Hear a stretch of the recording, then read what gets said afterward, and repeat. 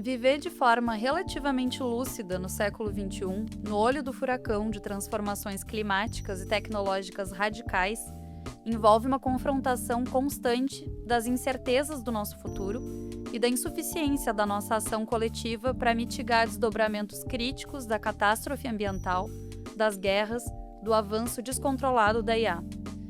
Como se relacionar com essas questões sem cair numa ansiedade que nos despotencializa? O que podemos saber do britânico Ian McEwan, o livro de abril da Tag Curadoria, não tem a pretensão de oferecer respostas diretas a esse dilema, mas faz o que a literatura melhor pode fazer. Ajuda a refinar nossas perguntas, a exercitar o imaginário sobre o futuro e a reconhecer as constantes do que é ser humano em qualquer tempo. Hoje eu converso com duas figuras fundamentais dos bastidores desse mês. O Antônio Cherchenesky, editor do livro, na nossa super parceira Companhia das Letras, e o Gustavo Lembert, fundador e CEO da Tag. Bom, gente, começando então, sejam muito bem-vindos aqui ao podcast da Tag. Queria agradecer de novo pela disponibilidade de ambos para conversar sobre esse livro. Acho que o pessoal sempre gosta de ter um gostinho de bastidores também. Vocês são duas figuras centrais de diferentes formas, assim, nesse bastidor, né, do livro desse mês do clube.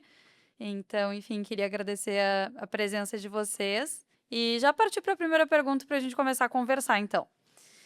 Vou começar perguntando para ti, Guto, que esse é o quarto livro do Ian McEwan que a gente envia no clube, né? O que não é tão comum assim, tão recorrente, de repetir tantas vezes um autor. Mas, enfim, esse é um autor que tem uma obra super extensa, que é muito reconhecido, que ele tem um estilo bem marcante, mas, ao mesmo tempo, ele circula, né? Assim, ele se experimenta bastante a cada narrativa. Então, os livros que a gente já enviou dele, só para repassar aqui, são Solar, A Balada de Adam Henry e Na Praia.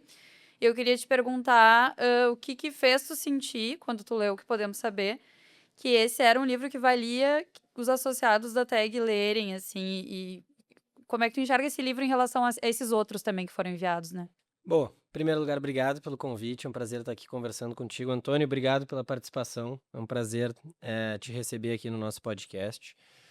Assim, eu sou suspeito um pouco para falar do McEwan, porque eu comecei a ler quando eu ainda era adolescente, assim, eu me encantei. Acho que o primeiro livro que eu li dele foi Amsterdã, e eu me encantei muito, assim, eu fui atrás de toda a obra, assim, eu lembro que logo depois, um pouco mais velho, eu fui morar fora e eu fui pesquisar o que tinha em inglês que não tinha sido publicado ainda no Brasil, até li um pouco mais aqueles livros da época que ele era chamado de Ian Macabro, que até, para ser sincero, não são bem os meus livros preferidos, assim, claro, Reparação, quando eu li, já te falei várias vezes, né, Débora, assim, um livro arrebatador, assim, então ele sempre foi muito importante na minha formação literária. Acho que falando especialmente de quando eu era jovem, foi talvez um dos primeiros, autores que me cativaram de conseguir mesclar tanto um enredo muito interessante, um enredo extremamente, eh, empolgante, viciante de alguma forma, com uma estética muito, né, diferente, muito bem construída, um livro muito literário, ao mesmo tempo que é difícil de parar de ler muitas das coisas, pelo menos, que ele publicou. Claro, ele tem um perfil bastante experimental, acho até que se for ver as últimas obras dele, ele foi, alternando muito de estilos e fez umas experimentações bem diferentonas que nem sempre repercutiram tão bem com o público, mas enfim, ele segue sendo, um dos meus autores preferidos. E quando a gente teve contato, primeiro quando a gente soube que ele estava para lançar um livro novo, aqui na Tag a gente já ficou muito empolgado, a gente falou com o pessoal da companhia e eles compartilhavam dessa empolgação antes mesmo de terem recebido o original. E aí começaram a sair os primeiros rumores de que se tratava talvez do melhor livro desde Reparação, ou pelo menos era assim que a crítica lá fora estava descrevendo o livro, e claro, isso aumenta um pouco a expectativa. E aí falando um pouco pessoalmente, assim, eu achei que viveu a essa expectativa, a essa altura, assim. Eh, claro, ele começando a dar minha opinião aqui, mas ele começa um pouco mais confuso, né, ele tem toda a questão temporal, assim, de estar um pouco no futuro, um pouco no passado, e daí tem muitos nomes. Eu vi até que no aplicativo da Tag os associados comentam de: "Ah, tô me perdendo com tantos nomes, com tantos personagens", e eu acho que ele gera propositalmente, claro, esse estranhamento inicial, mas à medida que o leitor vai se acostumando, pelo menos a minha experiência foi que eu fui cada vez mais me viciando na história a ponto de não conseguir largar. E aí, quando chega na segunda etapa do livro, assim, parece um thriller, assim, uma coisa que eu acho que eu li em um dia, 2 dias, mas foi uma coisa arrebatadora mesmo pra mim. Então eu acho que ele consegue, assim, o motivo pelo qual eu achei que era, uma boa escolha pra tag, fico feliz que, no fim foi mesmo escolhido, é que ele consegue unir tanto essa questão de um enredo muito interessante, os personagens com quem tu te identifica e com os plot twists, e a gente vai torcendo para um personagem, depois descobre que não é bem aquilo ali que a gente estava imaginando, com várias camadas, assim, de interpretação. Acho que tem, pelo menos pra mim, teve uma questão forte do tempo, assim, de a gente se projetar lá na frente, olhar pra trás e analisar a nossa civilização atual pelas lentes, assim, do futuro e a gente, né, então tentar, de certa forma, separar tantas, eh eu não digo etapas do livro, mas assim, tantas entregas que o McEwan faz numa mesma obra que foi uma coisa que me encantou. Acho que isso resume um pouco e só para trazer, eu acho que é bem diferente dos outros que a gente mandou. Pega, por exemplo, Balada de Adam Henry, eu acho que é um livro mais linear, assim, é mais uma história muito envolvente. O Na Praia é um dos que eu mais gosto, mas é aquela coisa melancólica, aquela coisa muito mais focada nos personagens centrais, assim. Eu acho que esse ele tem uma abrangência diferente, mas que particularmente difícil, mas eu acho que é o que eu mais gostei de todos esses que a Tag já enviou, assim. É, mas o Reparação ainda é o favorito? Ah, eu acho que sim. Talvez pelo momento que eu li, talvez por ter sido realmente um marco, assim, na minha trajetória como leitor, eu acho que sim, mas olha, esse aí compete, e só o fato de competir, pra mim, já é um super mérito do livro, assim. E agora, Cherchenesky, eu tinha uma outra pergunta para ti, mas eu também queria te perguntar sobre essa sensação, assim, em relação à primeira e segunda parte do livro, né, que são experiências bem diferentes de leitura, né, realmente tem muita informação nessa primeira parte de um contexto que também é muito inventado, né, então tem aquilo que a gente pode acompanhar, digamos assim, né, que são referências que a gente poderia conhecer, mas tem referências que, na verdade, a gente está sendo apresentado pela primeira vez, né, então isso pode dar uma sensação de confusão, de até uma certa irritação, assim, sei lá. Acho que tem associados relatando mesmo esse tipo de sentimento. Queria perguntar como é que foi a tua experiência de leitura, enfim, como editor, e como é que foi teu encontro também com esse livro? Tu leu primeiro em inglês, aí como é que foi o processo de edição, assim? Olá pessoal, bom dia, muito obrigado pelo convite, é um super prazer estar aqui. Enfim, eu sou que nem o Gustavo, eu sou fã do McEwan desde Reparação. Foi o primeiro livro que eu li dele e foi de mudar minha vida como leitor, assim. Tinham me indicado Reparação porque ele tinha um narrador não confiável, e eu estava muito curioso para entender como que ele ia fazer isso. E ele puxou meu tapete de uma maneira, assim, eu acho que tem um dos grandes plot twists da história da literatura, eu não estou brincando, assim, eu lembro de ler as últimas 10 páginas de Reparação com água nos olhos, eu mal conseguia enxergar as letras, assim. Foi mais ou menos o mesmo que aconteceu quando eu li o Ishiguro, o Não Me Abandone Jamais, assim, que também tem o mesmo efeito.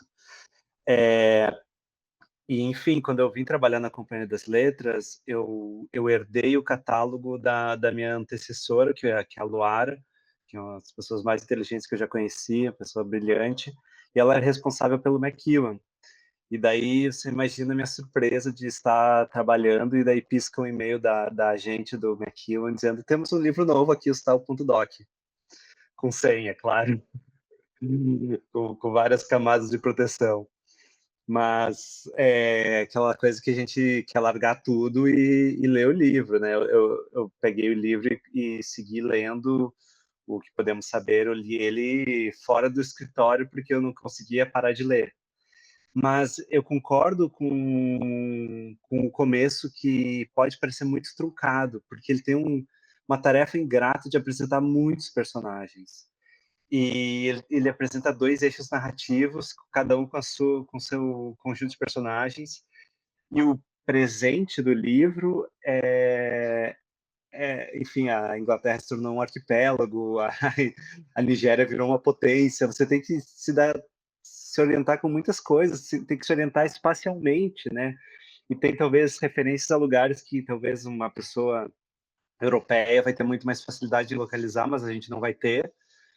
E eu acho também que tem um diálogo muito forte com. Você me deu um branco agora. Qual era o nome do grupo da Virginia Woolf? O grupo de Bloomsbury, não lembro agora. Nossa, esqueci o nome agora. Mas me parece que um inglês lendo esse livro vai conseguir fazer muito mais paralelos com a literatura inglesa do que nós. Mais que a gente, sei lá, leia, seja leitor de Virginia Woolf, isso para eles é o que eles aprenderam na escola, sabe? Desse grupo que se reunia, fazer aqueles jantares onde alguém lia um poema inédito. E para a gente, tipo, a gente não tem essa tradição. Então, realmente, eu acho que para o leitor brasileiro comum, tem muito mais barreiras iniciais, assim. Mas eu também acho que ele oferece, como é que eu posso dizer? Que ele oferece presentes para o leitor logo de cara. Eu não vou esquecer, assim, quando eu abri o livro, chegou o e-mail, assim, eu vou só dar uma espiadinha.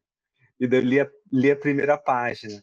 E logo na primeira página vai falar que os diários da Vivian estavam marsupialmente escondidos no meio dos diários do Francis.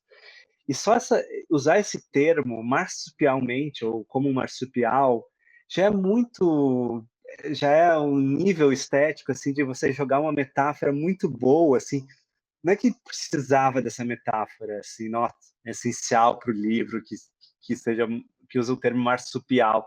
Não, mas é tipo aquele cuidado, aquela precisão linguística tão forte que é isso, assim. Então, super prazer editar, assim, claro que eu fiz com dobro de atenção ali em inglês logo que saiu para a gente dar a oferta pelo livro, depois tem que ler a tradução do Jório, que ficou ótima, enfim, chamei o Jório porque ele já era um tradutor de velha guarda do McEwan e eu sabia que os resultados iam ser muito positivos. E eu acho que uma outra coisa dessa primeira parte do livro, dessa invenção, assim, do McEwan, é que além de inventar o cenário, tipo, ele brinca muito, né? Claramente se diverte muito escrevendo, assim, e inventando, inclusive. Agora eu não consigo me lembrar da escritora fictícia que ele inventou, mas que era uma escritora que fez muito sucesso na década de 30 do século XXI, ou seja, uma pessoa que está à frente do nosso tempo, mas atrás em relação ao presente do livro, né? E ela não é a única que ele inventa. Então, entre essas referências novas, são referências de nomes que a gente desconhece e que daqui a pouco alguns, tá, eu só não tenho essa referência, mas é uma pessoa que existiu, mas outros, essa pessoa nem existiu, ele só inventou. Então, eu acho isso uma brincadeira, assim, também que por um lado, pode nos deixar também um pouco confusos, porque tu não sabe quem é que vão ser, inicialmente, né? Quem vão ser os personagens que eu preciso lembrar o nome. Mas acho que tem o exercício de um certo desapego, assim, de tá, vamos seguindo, que isso aqui com certeza vai valer a pena também. Se eu for me apegar a cada detalhezinho aqui que eu não tô entendendo, eu não vou adiante, né? E acho que, enfim, a literatura nos coloca esse desafio de tolerar a incompreensão, assim, por um certo período, né? Acho que isso também é um ensinamento, talvez até existencial, das grandes obras literárias. E eu acho que eu concordo muito que parece que ele tá se divertindo, mas eu queria reforçar isso que tu trouxe, Débora, da pessoa se permitir não entender tudo de primeira. Porque eu vejo que as pessoas às vezes falam, tô na página 30 e não tô entendendo essa questão do como é que tá o mundo no futuro. Mas assim, ele não explicou ainda. Então, se ele não explicou ainda, não tem como entender. Então, a pessoa tem que estar em paz de que não estou entendendo ainda, mas vou entender nas próximas páginas. Eu acho que a gente tem que dar esse voto de confiança de vou deixar ele me levar e ver aonde que isso vai dar. Claro que às vezes causa um certo estranhamento. Acho que isso que o Antônio falou é bem importante, de algumas das referências, tipo o grupo de Bloomsbury, que são mais naturais para um leitor inglês, especialmente para nós, soam estranhas. Mas Eu acho que elas são minoria entre as coisas que causam estranhamento. Acho que a maior parte das coisas que causam estranhamento são propositais para causar esse estranhamento. Eu lembro que ele fala, acho que a primeira vez que ele fala da Nigéria é assim, totalmente en passant, assim, porque tal coisa na Nigéria. E não explica que a Nigéria é uma potência no futuro e tal. E isso a gente vai entender, sei lá, 50 páginas depois, quando volta pro tomo descrevendo alguma coisa no futuro. Então eu acho que a gente tem que confiar um pouco no processo de assim, tem coisas que eu tô entendendo, tem coisas que eu não tô entendendo e tá tudo bem, que em algum momento eu vou entender. E claro, né, a pessoa tem que se sentir curiosa para que essas coisas, quando aparecerem no futuro, elas vão fechando alguns pontos, né? E até apostar também, né, nessa nossa proposta também de conversa, né? Porque realmente, às vezes, vai terminar o livro e tu vai falar, "Bom, teve aquilo que eu não entendi." Assim como acontece em relação a filme, em relação à série, né? Tu precisa dar uma pesquisada depois ou conversar com um amigo, daí tu vai abrir um pouco a tua interpretação da obra. Então, acho que tem vários momentos, né, que a gente tem a oportunidade de, às vezes, até entender coisas que a gente achava que já tinha entendido e que poderiam ter outro olhar ali, né? E, gente, para seguir, assim, eu queria comentar aqui que a gente tentou, né? Porque tem que tentar mandar a entrevista pro Ian McEwan responder para a revista da Tag, né? Porque o não a gente já tem, né? Como dizem. E eu achei muito chique que ele respondeu dizendo que não responderia, né? Retornou dizendo não vou conseguir responder. Já fiquei honrada, assim, com essa devolutiva dele, uma negativa muito elegante, nem precisava ter dito nada. Mas como a gente trabalhou, inclusive a quatro mãos, né, Guto, nessas perguntas, tem alguns pontos ali que eu achei interessante de trazer aqui para nossa conversa também. E uma delas que tu propôs, inclusive, tem a ver com essa questão do tempo, né? Como o tempo aparece em várias camadas dessa narrativa, né? Tu diz que é uma meditação sobre o tempo não apenas cronológico, mas a memória, a evolução, a linguagem e até a espécie humana. E aí eu queria te escutar um pouco mais sobre isso, assim, como é que tu percebeu essa questão do tempo na trama. Assim, é uma bastante, talvez, individual, assim, essa sensação, não sei se vocês compartilham, mas eu achei que de alguma forma o livro faz a gente ficar nostálgico com o presente. Assim, a gente lê sobre a nossa civilização atual, a gente lê sobre o nós, sob a perspectiva desse pessoal que está vivendo em 2120, por aí, e eles super críticos da maneira como a gente está lidando com a crise climática, que é muito real, assim, as críticas que eles têm, mas ao mesmo tempo as coisas boas que ele ressalta, e eles, assim, nossa, como devia ser bom viver na época que tal e tal e tal e tal coisa. E a gente vai lendo e pensa, nossa, é muito bom isso mesmo, né? Assim, então eu acho que traz essa certa nostalgia com o que a gente vive hoje, que muitas vezes a gente não dá tanta bola, assim, né? Então isso foi uma coisa que me pegou quando eu li, assim, descrições muito bem construídas, assim, do nosso momento, tanto as partes críticas quanto elogiosas, e que me trouxeram essa coisa de, putz, esse certo distanciamento, esse entendimento diferente, essa questão temporal que ele propõe de, pesquisadores de 100 anos para frente, olhando para o nosso tempo. Então, acho que isso talvez seja o que mais me tocou, assim, numa questão pessoal. Mas eu diria que tem também todas as outras camadas, por assim dizer, de se tem uma imagem do Francis Bland como um cara, assim, deus da poesia. Daí, quando a gente vive a parte dele, vê que ele era um idiota em muitas coisas. E daí toda essa... Eles no futuro pensando uma coisa e a gente vendo o presente de outra. Mas aí depois, quando vai para a parte da Vivian, também tem outras coisas em relação ao que a gente... Então, eu acho que, assim, vai sempre tendo umas quebras de expectativa e meio que mostrando que, assim, sempre quando a gente olha para trás, a gente olha com inúmeros vieses. E que esses vieses moldam toda uma nossa percepção e quando, na verdade, as pessoas estão no presente, construindo aquela história completamente diferente do que, de fato, quem estiver lá no futuro vai ver. Inclusive, daí volta para essa questão de nós, enquanto civilização, hoje não dando bola para questões climáticas ou não engajando em alguns desses assuntos, quando o pessoal lá na frente nos vê como o momento da sociedade em que tudo ruiu, né? O momento em que a gente poderia ter feito a diferença. Então, não sei, para mim bateu muito, assim, tanto essa questão de memória, quanto essa questão dos vieses que a gente tem para pensar nas coisas do passado e até a maneira como, ao ler o livro, nós mesmos olhamos para o nosso presente.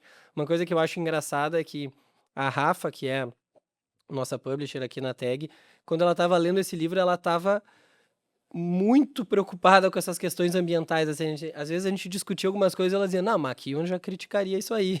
E eu acho que é muito isso, assim, ele propõe esse olhar da gente questionar o que a gente está vivendo, mas não é de uma maneira também proselitista, assim, uma coisa, esse é um romance ambiental para que a gente só fique pensando nisso. Não, é engraçado, é leve, é crítico, é sarcástico, é irônico. Não sei, para mim trouxe todas essas camadas, acho que foi um pouco do que eu senti, por isso a gente discutiu essa pergunta, não sei o quanto faz sentido para vocês. Não, eu concordo muito com o Gustavo, no sentido muito forte de não ser proselitista, né? O livro, claro, mas é engraçado isso que ele falou assim, sobre como no futuro se enxerga de uma maneira diferente. É muita questão de que o autor não controla a sua recepção também, né? Porque o livro vai ser vendido como ecocrítica, etc. O que poderia, inclusive, afastar alguns possíveis leitores do livro, assim, pela maneira como o livro é visto de fora. É só isso que eu queria acrescentar sobre ele. Eu acho que uma outra questão, assim, que se relaciona com isso enfim, é muito ansiogênico, né, se relacionar com esses temas de modo geral, e eu acho que, claro que é mais fácil criticar em perspectiva, né, criticar um tempo em perspectiva, mas eu acho que por mais autocrítica que a gente tem em relação ao tempo que a gente tá vivendo, todo mundo tem um sentimento de impotência, de insuficiência, de: "Tá, mas como é que eu posso mudar isso aqui?". A gente tem uma coisa bom, já estamos atrasados, né, já estamos fazendo pouco, então como é que a gente pode recuperar esse tempo perdido? E eu acho que pensar sobre isso através da literatura é uma coisa meio paradoxal, porque, tipo assim, o tempo de ler um livro e de discutir esse livro é um tempo extenso, né? É um tempo, na verdade, que não é o tempo cronológico. Então, parece um luxo também, por um lado, a gente pensar para além do noticiário ou do debate político ou das ações mais concretas, assim, né? Pensar nesse nível reflexivo mais denso. Mas, ao mesmo tempo, tem que ter, né? Assim, então eu queria perguntar, eu tenho certeza que tem que ter, mas eu queria escutar vocês também sobre o que vocês acham que é, sabe, esse lugar de reflexão que a literatura pode trazer complementarmente ao que a gente recebe de notícia científica e de ação política direta, assim, né, em relação à mitigação de crise climática ou de avanços tecnológicos desenfreados e eventualmente conduzidos de maneira irresponsável, assim, como é que vocês acham que fica a literatura nisso tudo?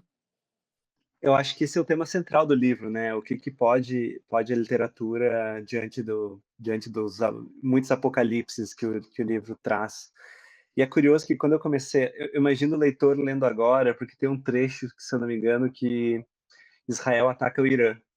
E, e quando eu li o livro no começo de 2025, é, claro, parecia possível, mas não era a realidade imediata. E agora o leitor que está lendo, a gente está gravando isso aqui 7 de abril de 2026, o leitor que está lendo isso agora está pensando, caramba, McKeown, quando ele escreveu, sei lá quantos anos atrás, ele já estava brincando de futurólogo em alguma medida. Mas para além de a literatura não tem, é claro, a tarefa de prever o futuro. Acho que não se exige isso nem da ficção científica. Quem exige isso está exigindo coisas erradas da literatura. Mas eu acho curioso como nesse livro do McKeown ele pegou muito os temas da literatura do Bolanho, que o Bolanho está sempre preocupado com o que pode a literatura diante das catástrofes. No caso do Bolanho, as catástrofes políticas, tipo, como todo um grupo de contracultura, de poesia marginal e de esquerda não conseguiu impedir a chegada da ditadura, é, não conseguiu fazer a menor frente à chegada da violência na América Latina. E o McKeown é um pouco a mesma coisa, né? Enquanto essa turma está tomando um vinhozinho gostoso nos seus saraus, o mundo está prestes a acabar e eles continuam como se fosse o baile da ilha fiscal, né? Então, para o Bolanho, é muito forte como o escritor, ele é ao mesmo tempo um herói e um idiota. Ele é que uma figura quixotesca, sabe? No sentido de que ele acredita muito no poder da literatura e talvez a literatura não tenha poder. Mas essa ambivalência, ela é trágica por si só. E a literatura acaba sendo quase como um vício que os personagens do Bolanho e, de certo modo, do McEwan não conseguem largar, sabe? Eles podem até reconhecer, putz, o mundo está à beira do colapso. E, no entanto, eles vão continuar escrevendo poesia, sabe? Então, essa figura do samurai romântico, assim, é muito interessante, assim, nos dois, com abordagens muito diferentes, até porque o McEwan segue uma tradição britânica e o Bolan é uma tradição latino-americana, então um vai ter um tom mais desesperado e o outro vai ter um tom mais tranquilo. Claro, estou sendo estereotípico, mas há um pouco de verdade nesse estereótipo, assim, das tradições literárias e como elas reagem a isso, diferentemente. Mas o fato de que o McEwan imagina um futuro onde ainda vai ter professores de literatura preocupados com o passado mostra a persistência da literatura em qualquer contexto. Não sei como você vê isso, Gustavo. Não, eu concordo muito, assim, eu acho, assim, que ele faz uma certa brincadeira de eles estão no futuro num caos, né, assim, pelo menos a sensação que passa é que acho que eles se alimentam de barrinha de proteína, né, tem uma coisa toda assim que a gente olha e pensa: "Nossa, que mundo horrível que eles vivem", mas ao mesmo tempo eles estão estudando um poema que sumiu. E eu acho que isso é uma ode à arte como forma com um fim em si mesmo, assim, de não necessariamente servir a algo, né, assim, de te entregar, sei lá, prazer, seja o que for, que a arte entrega, mas que não precisa estar a serviço de algo. Por outro lado, ao escrever esse livro, ele também faz uma super crítica ambiental que faz nós, leitores do livro do McEwan, não do livro do Blandy, nos questionarmos se a gente está fazendo as coisas certas. Então eu gosto muito desse jogo, mas eu acho muito bom. Não que eu defenda que todos os livros tenham que ter alguma mensagem por trás, um ensinamento por trás, muito pelo contrário, eu acho que a literatura é muito acima disso, mas eu acho muito bom quando a gente consegue ler um livro excelente de ler e que ainda nos provoca alguns questionamentos sobre o que a gente está vivendo. Nesse caso é uma questão ambiental, mas eu concordo com o Antônio que se a gente fosse resumir ou diminuir ele a um livro que é uma crítica ambiental, eu acho que não é só isso, eu acho que isso é o pano de fundo que ao mesmo tempo é super presente, mas não é sobre isso. Eu acho que se me descrevessem assim, talvez eu achasse, meio, sabe, proselitista, como a gente falou, acho que não vai para esse lado. Ao mesmo tempo que é muito bom saber que a gente também tem a oportunidade de ler coisas boas, coisas divertidas, coisas que nos viciam e que nos fazem nos questionar, nesse caso que nem eu falei, ambiental, mas quantos livros também assim a gente já mandou na tag que fazem a gente questionar o machismo na sociedade, a homofobia na sociedade, e que são coisas que também a gente não manda numa perspectiva de ser só por isso o livro é bom, né? O livro é bom, ponto. E ainda nos traz esse questionamento, essa crítica interna e sobre a sociedade, que eu acho que daí é a junção perfeita, assim, quando o autor consegue trazer esse nível de criticidade. E aí tem a virada para a segunda parte, assim, né? Que essa segunda parte, justamente, ela sai dessa perspectiva futura sobre o nosso tempo e ela entra numa coisa que é muito mais fácil da gente se identificar, assim, né? Porque tá, daí estamos em 2014, né? Ou antes disso ainda, a Vivian tá contando ali todas as coisas que ela viveu. Então a gente navega com mais tranquilidade ali e os conflitos que estão postos são conflitos que a gente conhece, mas que são conflitos muito humanos. Eu acho que tem esse jogo entre o que é especulação futura, o que é imaginar o futuro e o que é essa constante da experiência humana, assim, né? Então, conflitos conjugais, questões ali dela ser uma mulher muito ambiciosa que acaba deixando a carreira dela um pouco em stand-by para ficar assessorando ali o Francis Bland. E tem um trecho também que eu separei aqui que eu acho interessante, que traz até um viés ainda mais cotidiano, né? Para além desses conflitos centrais. Eu vou ler aqui então.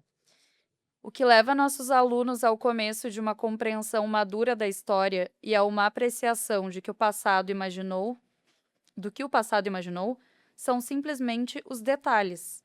A vida cotidiana de, digamos, uma jovem médica em meados do século XXI, tal como registra seu tráfego de informações digitais ao detalhar sua semana, deixando os filhos pequenos numa creche, lidando com enfermidades intratáveis, pacientes difíceis, colegas inúteis ou talentosos, salário baixo e pressão constante, observando com atenção desdobramentos políticos perturbadores, encontrando amigos, amando ou deixando de amar o marido, pagando contas, ouvindo novas músicas, planejando férias, preocupando-se com alguma dor, encomendando compras e daí por diante.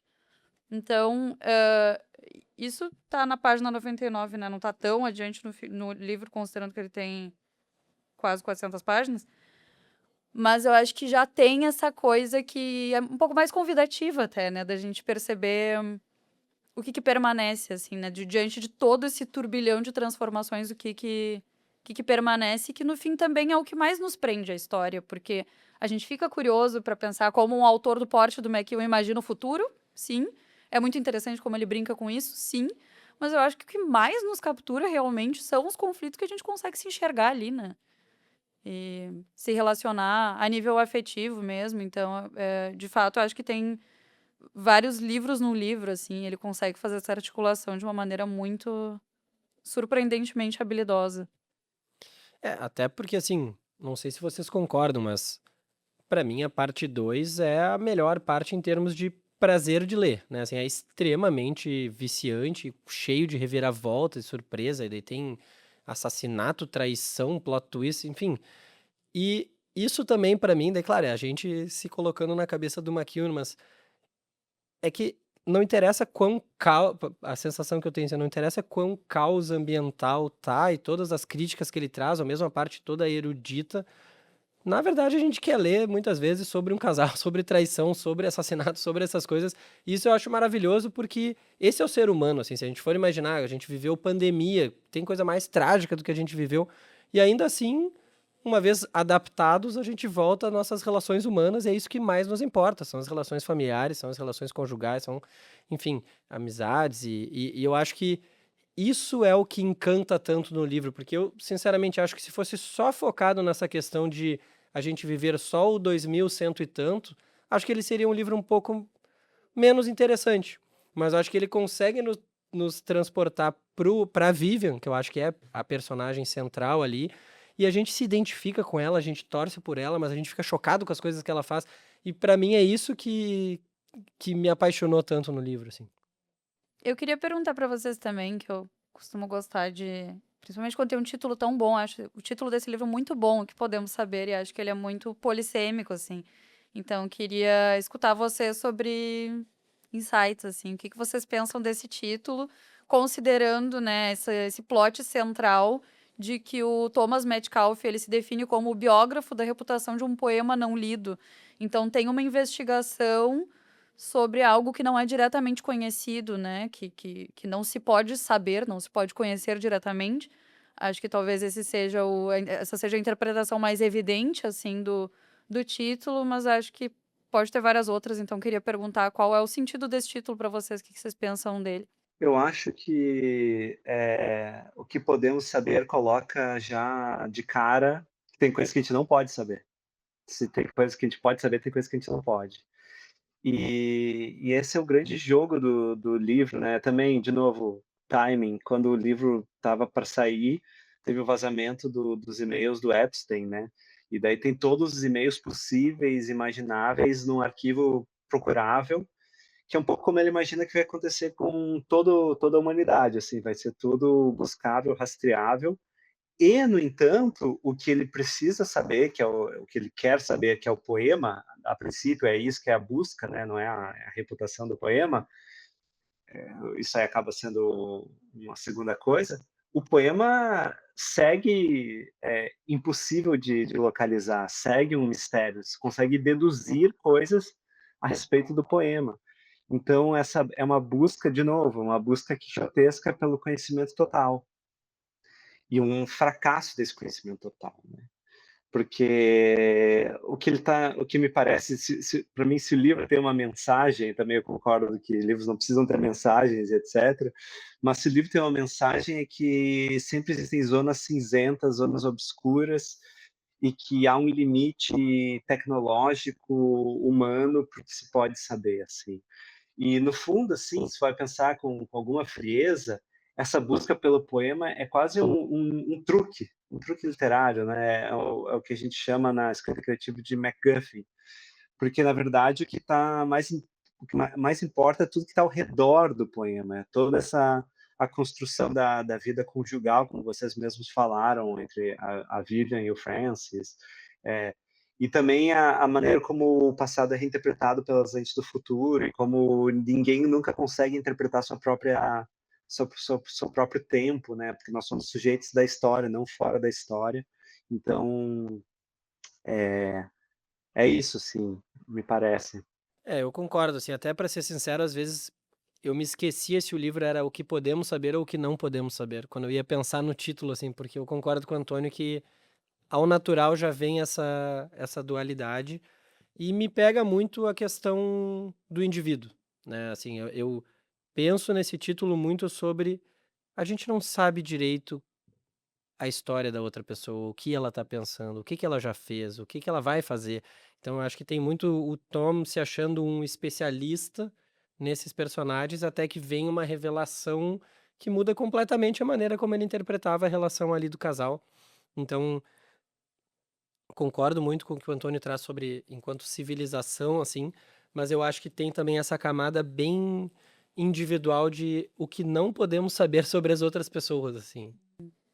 O que não podemos saber sobre a reação do Tom também, né, gente? Porque o livro termina e a Ah, meu gente, a Deus. gente não sabe. É Ele só verdade. encontra aquela caixa e tal, lê aquilo tudo e tu fica tipo, gente, como é que foi pra ele? Pelo amor de Deus, É, alguém me isso conta. é muito bom. Mas ele não vai contar porque não podemos saber tudo. Gente, para fechar, já estamos chegando ao fim, passou rapidinho. Queria convidar vocês, como de praxe, a indicar alguma coisa que vocês tenham gostado recentemente. Pode ser livro, mas pode ser alguma série, algum podcast também, algum filme.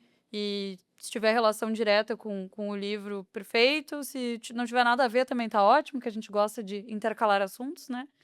Então, quem quiser começar aí, fica à vontade. É um crime se eu indicar um livro que eu editei? Claro que De não. maneira nenhuma.